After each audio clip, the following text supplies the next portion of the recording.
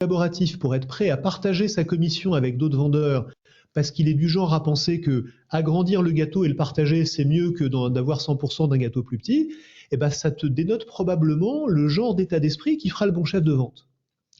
Voilà un truc vachement intéressant. Là, tu as trouvé, dans cette boîte-là, pour cette population-là, c'est encore une fois pas généralisable, tu as trouvé un critère de potentiel qui est objectivable. Ce qu'il faut essayer de faire, c'est cette démarche-là. C'est pas copier-coller le critère. Il ne serait pas applicable partout.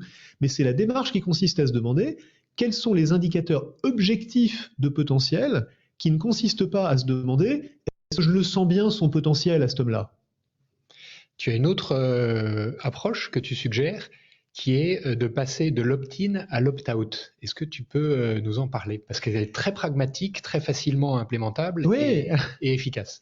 Alors ça, c'est le problème des postes qui s'ouvrent dans les entreprises. Dans la plupart des entreprises, quand un poste est ouvert, on dit on voudrait des candidats.